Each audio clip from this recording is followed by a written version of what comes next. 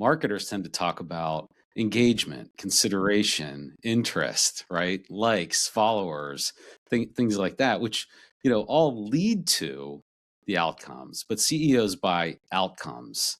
They don't buy metrics. They don't buy reports, right? So I think that's one of the big disconnects is figuring out how to take, as a marketer, figuring out how to take what you're doing, what you're suggesting, what your results are, and present them in a way that is going to be meaningful to your CEO, leadership team, board, investors, you name it. As a result, we tend to think the CEO is going to be proud of them too. But when you say to the CEO, well, engagement is up, the CEOs hears, I don't know whether we're making money or not. Welcome to the Entrepreneur Podcast, filled with marketing and leadership tips on launching and growing your business with your host, Deanne Mora.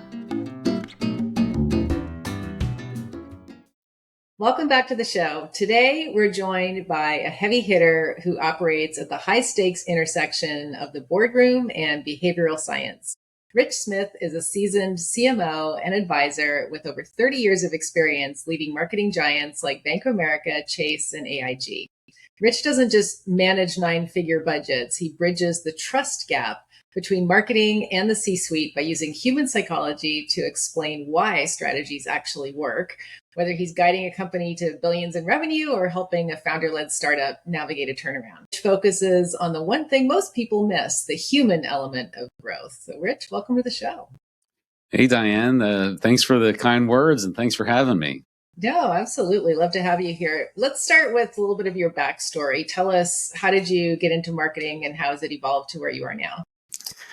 Yeah, I wish I could say that I had some grand plan about choosing marketing as a career, but the truth is I was always really good in math and science.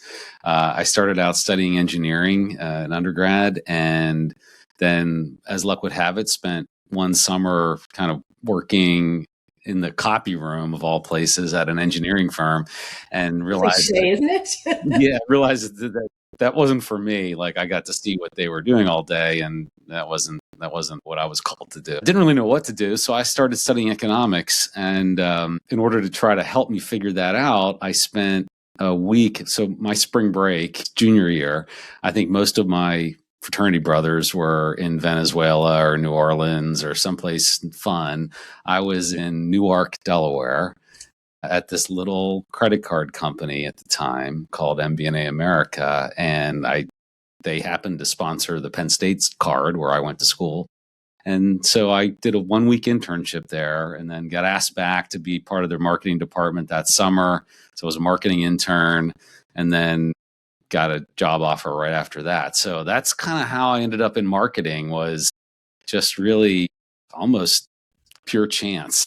Yeah, I mean, sometimes I think we do have these plans, right? And then just life pulls us in a certain direction. And so it's kind of hard to explain. But one thing that I know that you've mentioned is that CEOs often don't trust the marketing process because it isn't explained in their language. And I see that all the time as well. So what do you think is a marketing metric that CEOs actually care about and that CMOs tend to maybe fall short of in reporting? Yeah. So, I've been the CMO of 7 different companies over the last 20 years. And as a management consultant, have worked with lots of different CEOs. And one thing I've learned through that process that's pretty universal is CEOs fund first order metrics and marketers often speak in second order metrics. And so an example of that would be CAC, right? Acquisition cost, NRR, ARR, churn, right? These are the terms that CEOs care about. Marketers tend to talk about engagement, consideration, interest, likes, followers, things like that, which all lead to the outcomes. But CEOs buy outcomes. They don't buy metrics. They don't buy reports, right? So I think that's one of the big disconnects is figuring out how to take, as a marketer, figuring out how to take what you're doing, what you're suggesting, what your results are, and present them in a way that is going to be meaningful to your CEO, leadership team, board, investors, you name it. Yeah, no, I agree. And I think I'm seeing as well in the market that there's generally more of a shift toward, I care less about how many impressions I got on social media. I care less about how many visitors to my website. Let's make sure that whatever we're putting in place, that it's tracking to the result. It's the bottom line, right? I mean, Right.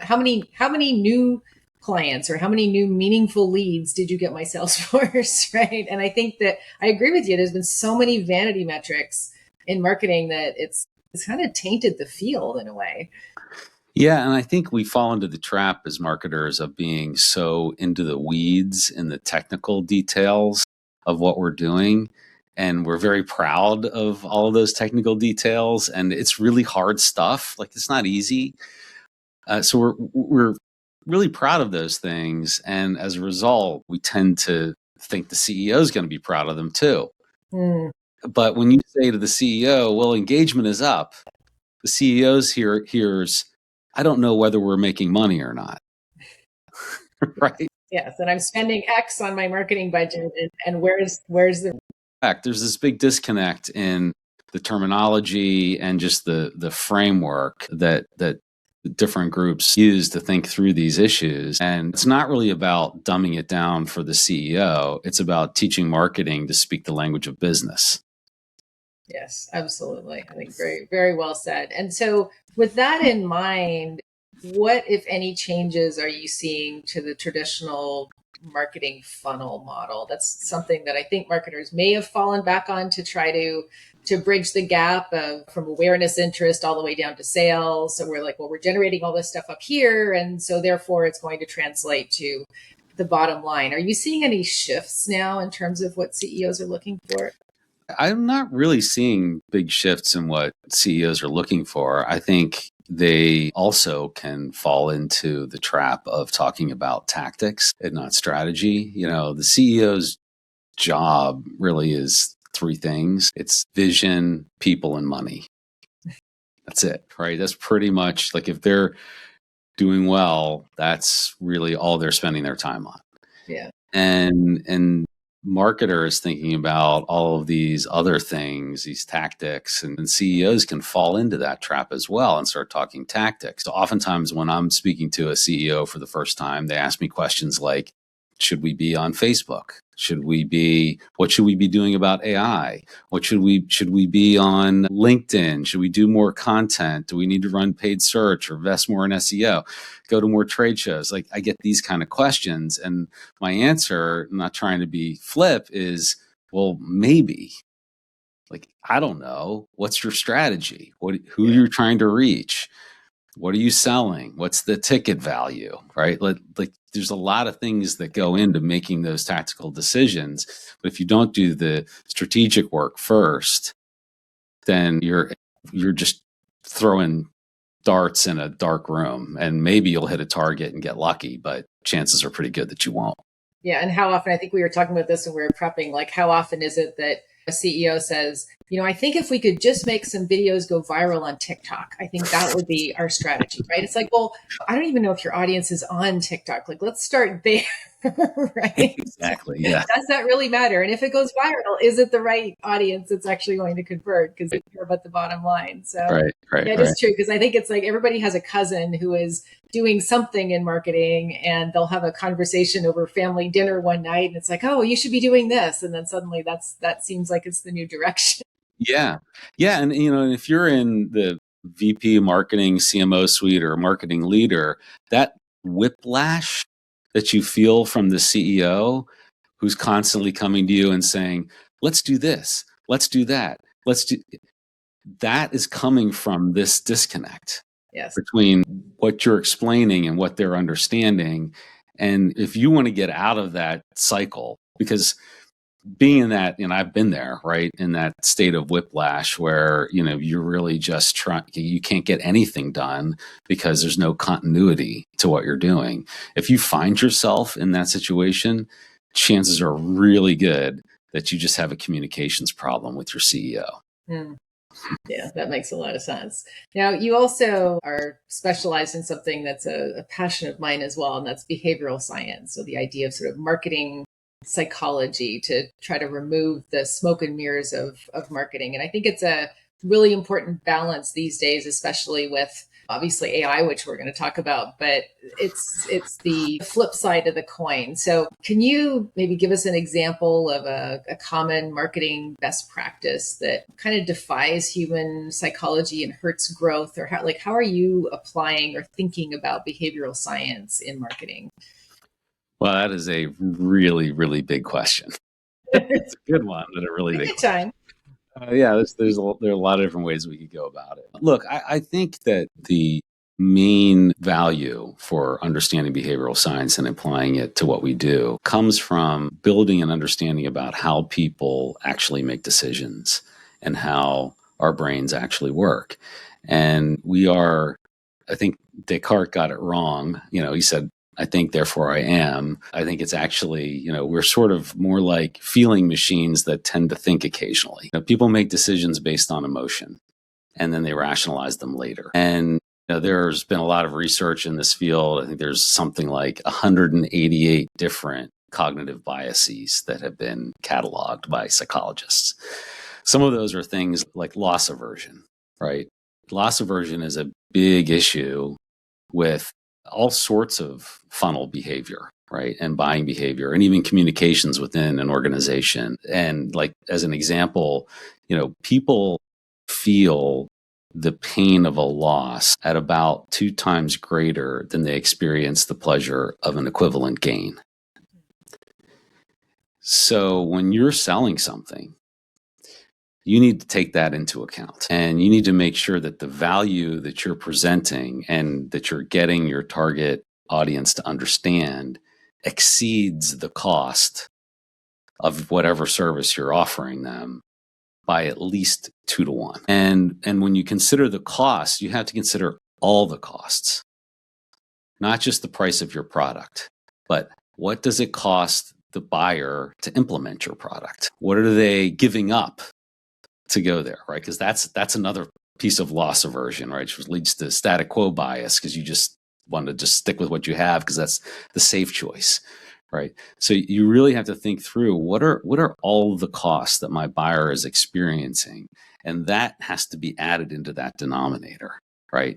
And then you have to beat it by at least 2 to 1.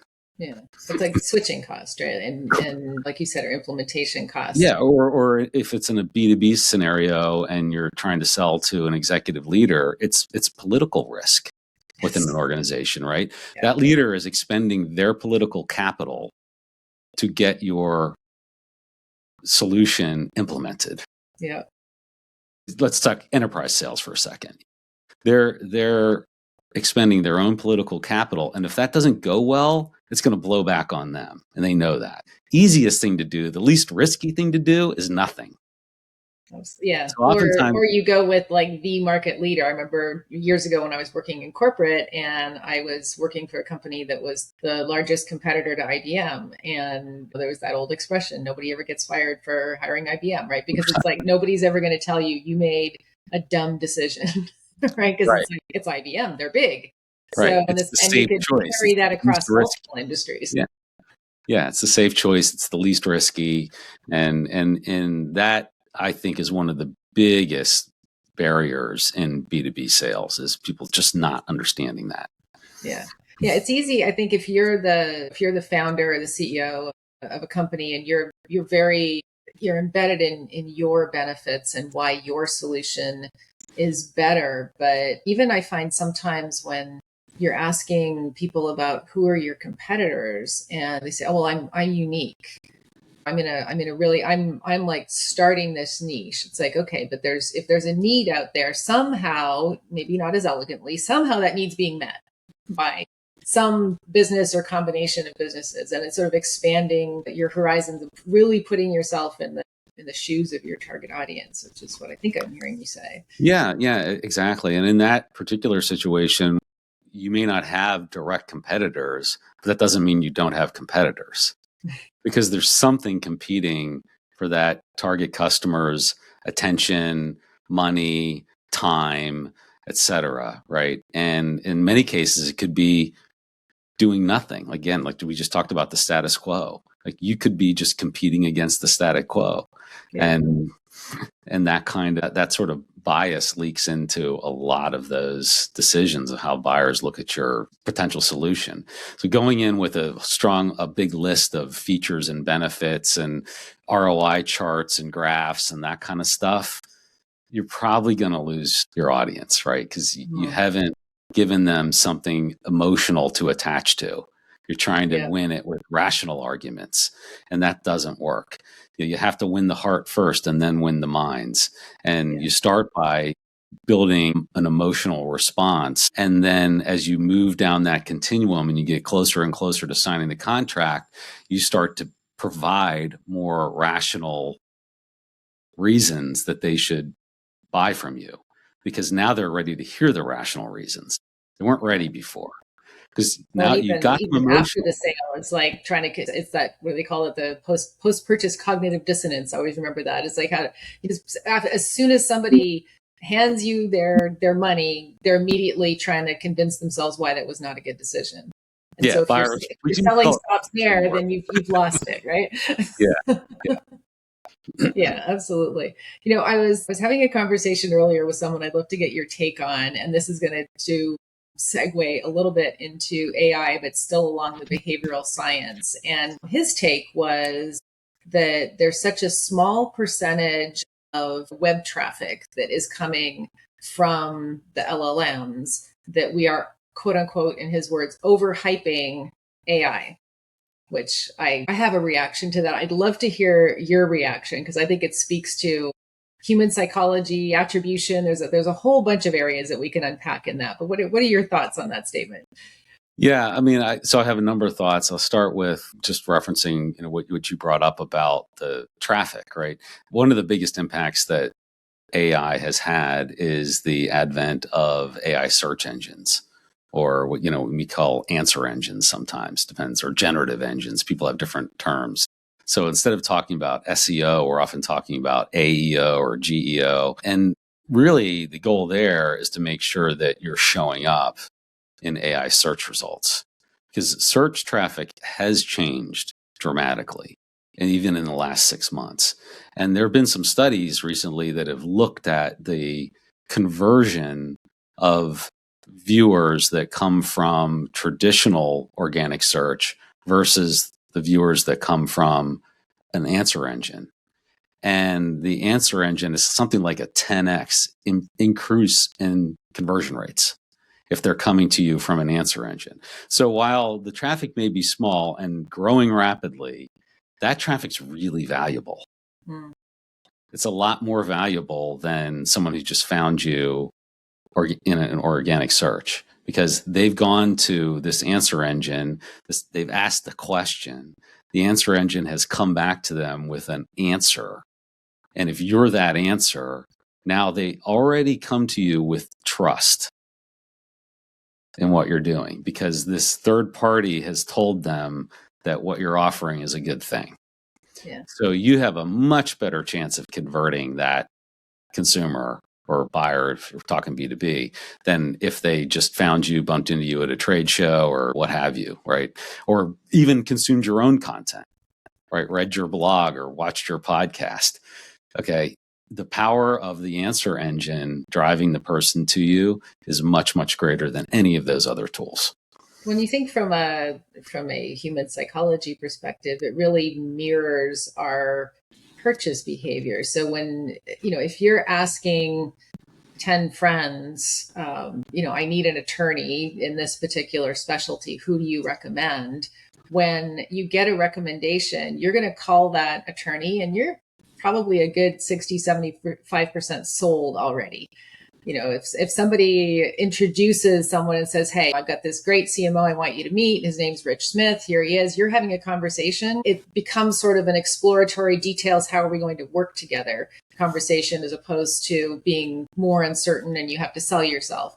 And so it feels like the LLMs, the answer engines, whatever you want to call them, are kind of taking the place of those trusted advisors. Now we're trusting the AI to tell us. And it's sort of, it feels like it's mirroring that behavior. Yeah, I think that's exactly right. It's definitely mirroring that behavior. You think about it, you used to have to, if you needed something, some product or service, or you want to travel to Italy, whatever it is, right? You would go and start doing research on Google or whatever, right? Bing, whatever tool you use, search engine you use. You would start doing your own research. You might look at, all right, there's 10 links came up. I'm going to look at all 10. I'm going to explore a few different companies, or maybe I'm going to go look in a forum like Reddit or something like that for, what people are talking about, maybe get some recommendations, right? Well, the answer engines, the AI has basically forward integrated all of that research, and it does it for you, at least in the view of the consumer, right? Yeah. It does that research for you. So it's acting like what you would have done yourself, or what you would have found out from your group of friends or whoever. It's taking the place of that, because we've kind of pushed that forward to the consumer. Yeah. Yeah. And you can see that in the answers. I mean, they'll reference Reddit, they'll reference your YouTube videos that you might have gone to look at. So it clearly is doing that legwork. So let's talk about strategy for a moment, because you've said that companies fail because they don't understand why their strategy works. So for a founder-led company who may be in hyper growth, or maybe before they get to hyper growth, how do they identify their true why before they accidentally scale a fluke? Yeah, I wish there were a really simple answer to that, but I don't think that there is. I think you have to start with really having a strong understanding of who your buyer is and what's driving them, right? So it goes back to what we were talking about before, about people making decisions based on emotion and then rationalizing them later. Well, you have to take that into account when you're crafting your whole go-to-market position and your brand messaging, and even your company vision and mission statement, right? You have to think about, what is my buyer actually experiencing that my solution solves? And it's not what they like, want, or need, because that's often what we hear. If you go do a survey or a focus group or what have you, even just listening to sales calls at a surface level, they're going to tell you what they like, want, or need. What they're not going to tell you is their pains and fears. And it's their pains and fears that drive them to make decisions, because those are the things that drive emotion. And we could get into how the brain works and all that behavioral science stuff, but we'll just simplify it for the moment, just to say that, the part of our brains that's making those quick decisions on emotion is the ancient part of our brain. It's the one that's been around for 500 million years. It's geared for survival and to protect us, right? And it makes 95% of our decisions. So if we're not speaking in the language of the part of the brain that makes 95% of our decisions, we're not going to ever get to the next level. Yeah. So that's one of the things that I would ask, like any CEO who's feeling that, is, have you really figured out what motivates your target buyer? And are you speaking in that language to them? And are you speaking to them in a way that is different from everybody else? And if they're not sure, how do they get there? Well, one of the things that you do is just ask yourself, look at your messaging. If you're not using superlatives, in other words, best, fastest, cheapest, first, only, proprietary, right? If you're not using superlatives in the way you're describing what you do, you need to go back to the drawing board and start over again. And I get pushback on that all the time, because people say, well, like, how can I claim that I'm the best coffee shop in the world? Right? Well, you don't have to be the best coffee shop in the entire world. It all depends on how you define the world that you're playing in. You could be the best coffee shop on one small block of Manhattan and kill it, right? So I guarantee you, any business out there, you can figure this out. Just think about, how are you defining the world that you play in such a way that you can be the best, fastest, cheapest, only, first to provide that solution in that environment.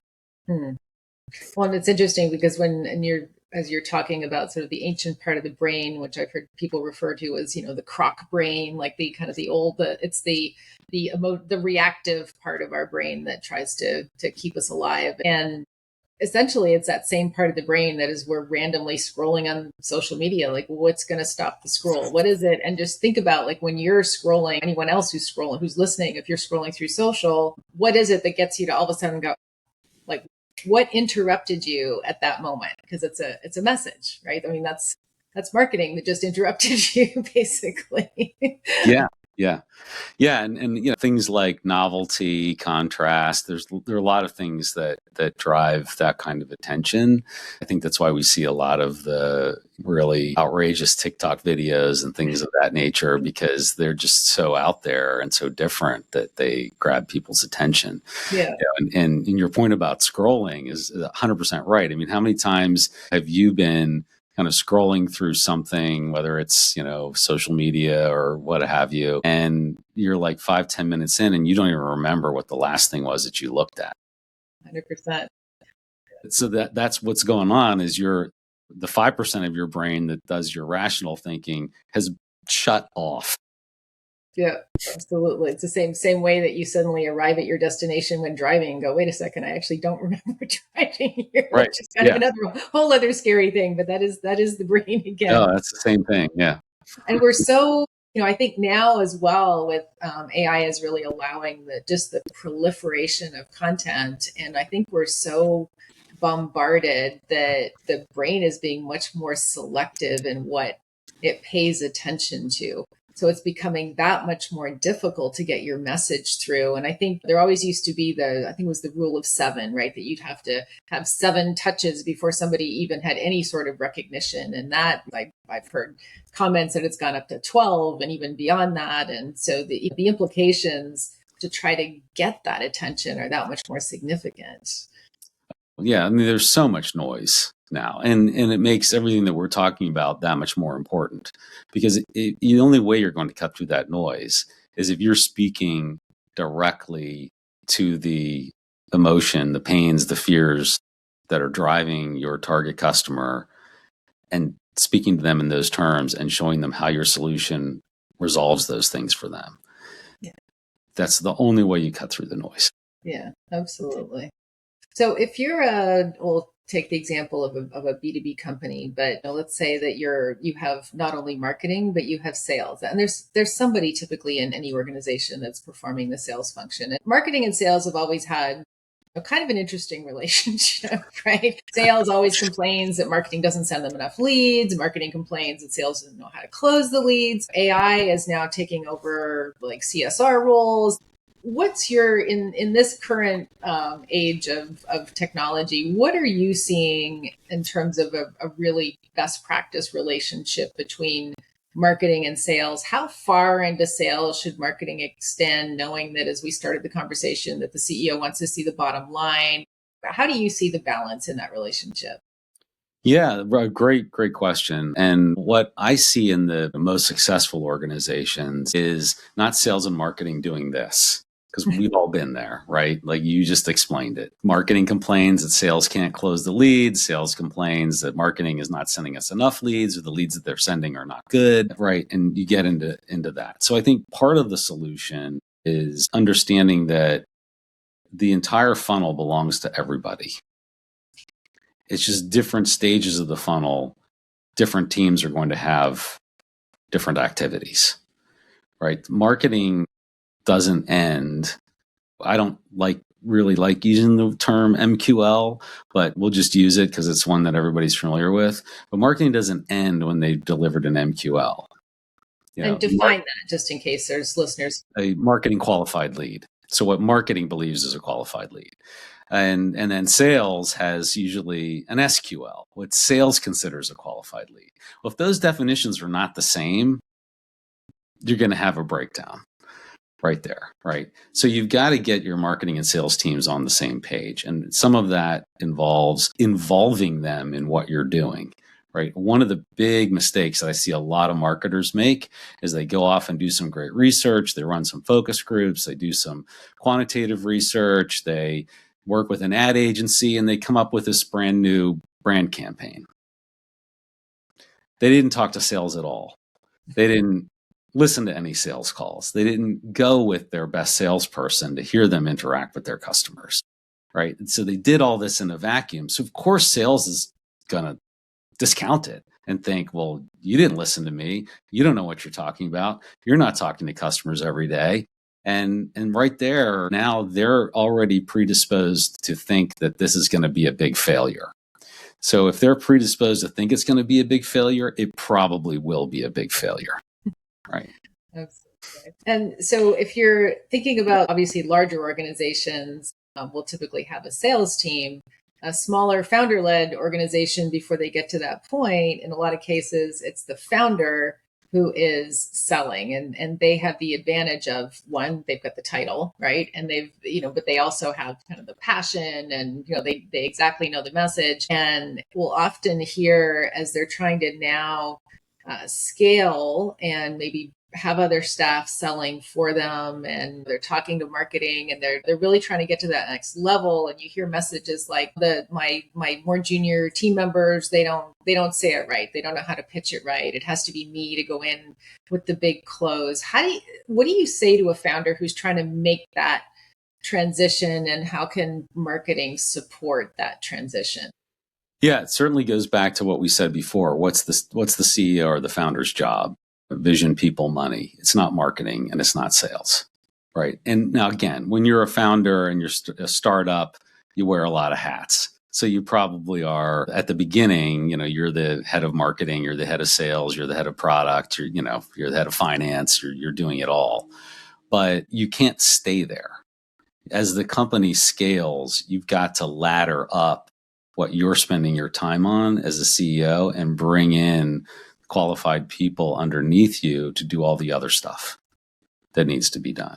So if you're in a situation as a CEO where you're saying to yourself, well, I have to do everything because I can't trust my marketing person. And we'll just assume for the moment that that's true, that they shouldn't be able to trust that marketing person, right? They're not at the level that they need to be at to be successful in what's next for the company. So assume that that's true. Okay, well, then you've got the wrong person in that seat. You need to bring in somebody else, right? Because the answer shouldn't be you go do it. Because if you're doing everything, then you're the bottleneck on everything, and you're actually limiting your organization's ability to scale. Yeah, let that sink in, everyone, for a minute, because I think that really is the toughest transition for a lot of founders. They intellectually want it, but emotionally won't let it go. Right. Yeah, it's very common. See it a lot. Yeah. Let's do a couple rapid fires. So you've been in a lot of boardrooms. So let's talk about what's one truth about human behavior that a CEO might acknowledge in private, but is too afraid to bet on in public. Ooh, that's a really good question. Or like a little backroom, boardroom insight that most people wouldn't know. Not obviously naming any particular companies, but just kind of what you've seen. Yeah. Well, I think one of the, and I might answer this a slightly different way, but one of the big disconnects between CEOs and boards is the CEO should take an active role in the construction of their board. Particularly, let's talk for a second, privately held companies, right?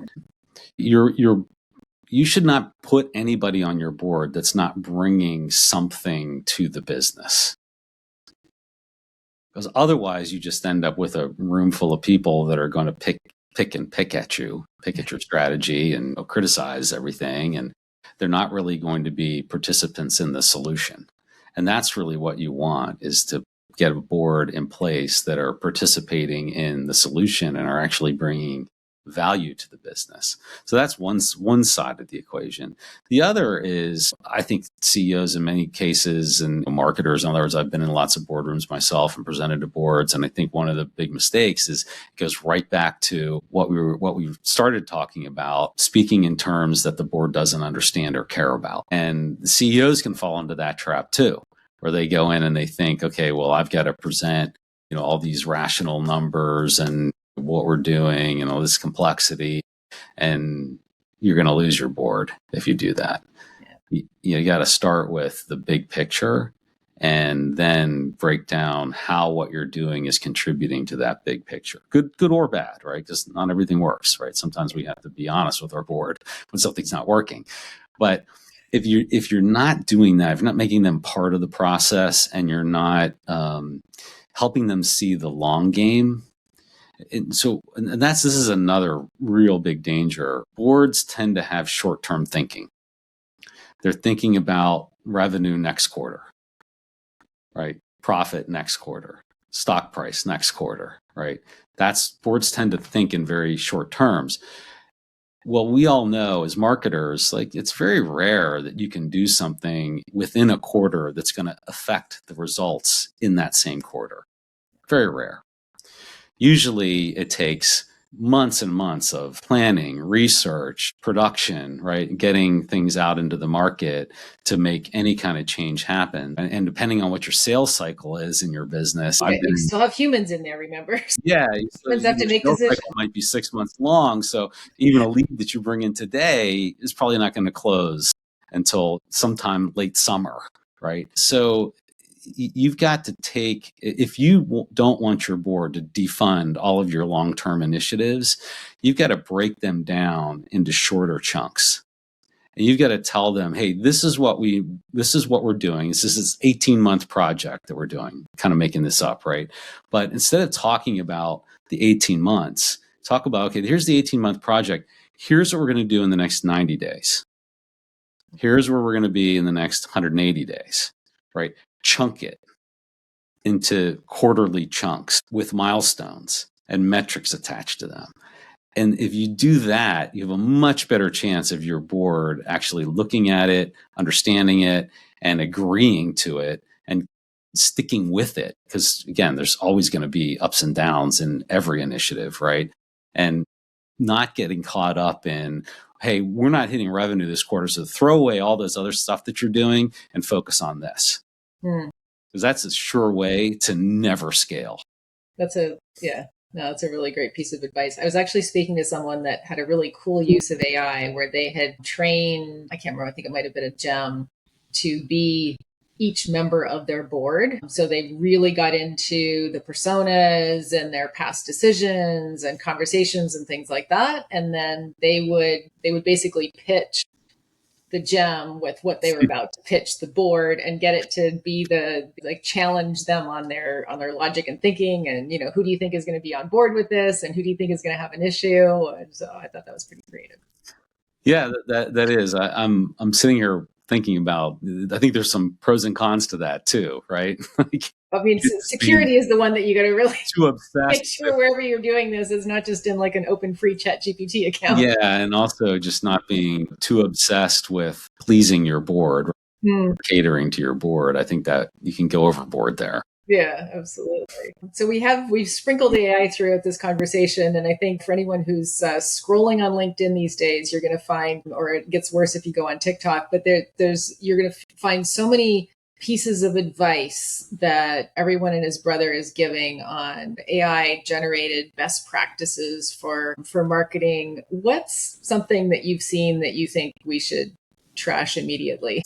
Trash immediately. Well, I think it's this thought that the impact of AI on, let's say, the field of marketing or sales or revenue growth is all about the tools. Right? Well, I need to pick this AI tool, that AI tool. I need these generative functions. And the tools are great. Now, there's a lot of amazing tools out there, new ones all the time. It's almost impossible to pick the best one for what you're doing, right? Because it's so fragmented. There's so many. But the bottom line is most of those tools are really about efficiency.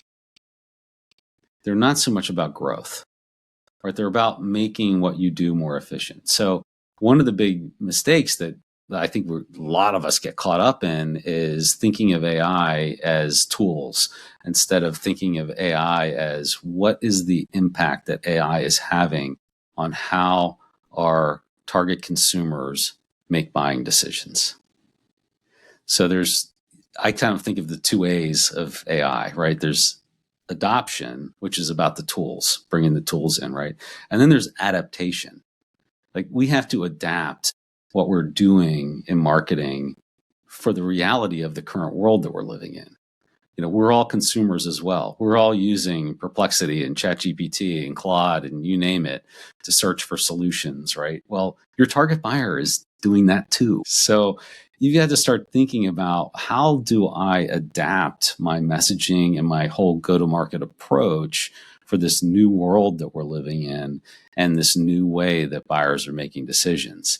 The tools are great. Yeah, you have to spend some time on that, but that's only just going to make you more efficient.